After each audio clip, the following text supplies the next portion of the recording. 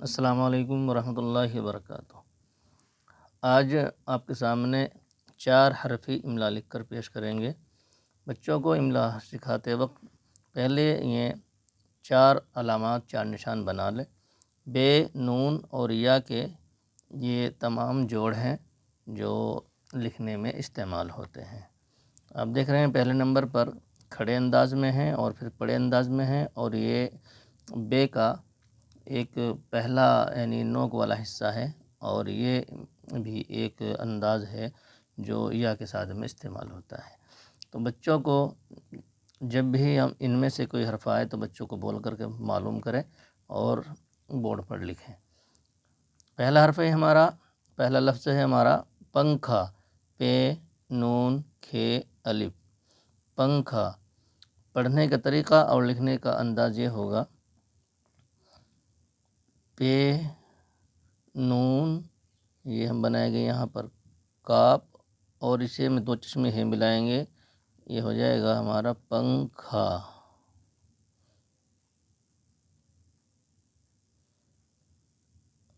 اس کا پڑھنے کا طریقہ یہ ہوگا، پے نون کھے زبر پنکھ، کھے الف زبر کھا، پنکھا۔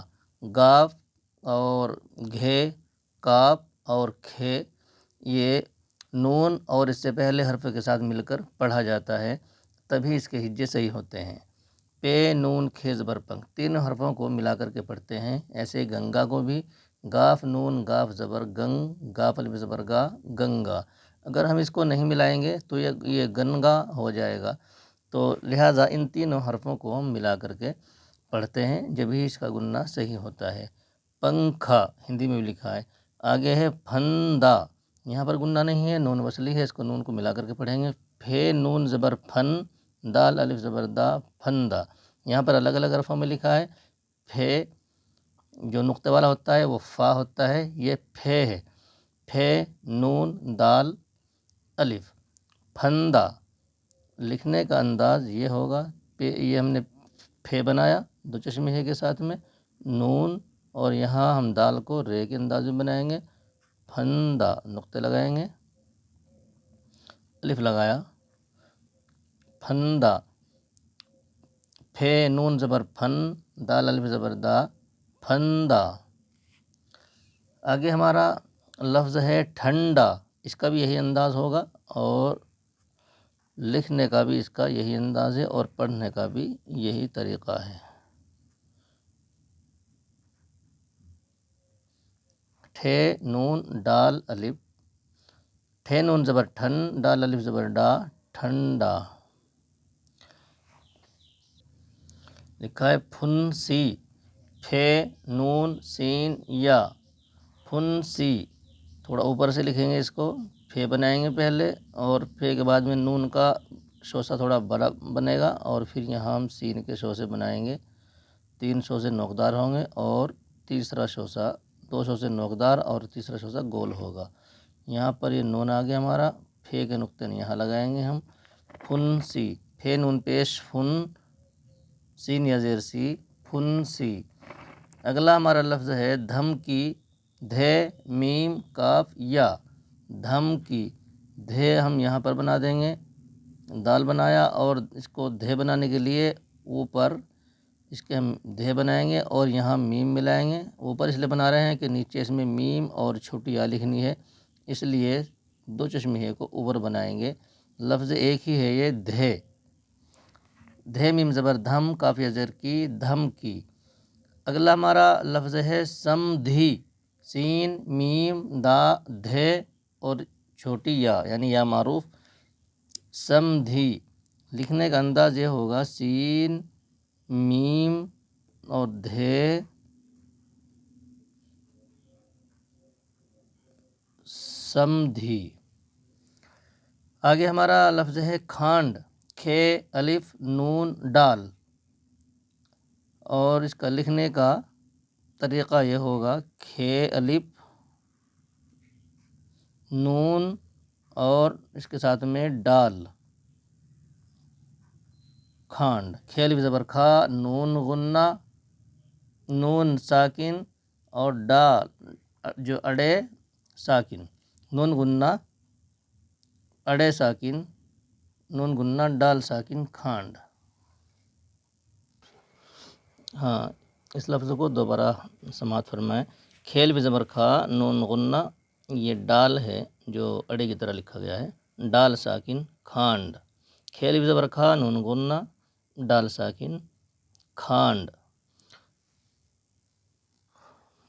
सूंठ, सीन वाव नून ठे, सूंठ। इसका लिखने का तरीक़ा ये होगा सीन वाव, और यहाँ पर हम बनाएंगे बड़े अंदाज में नून को,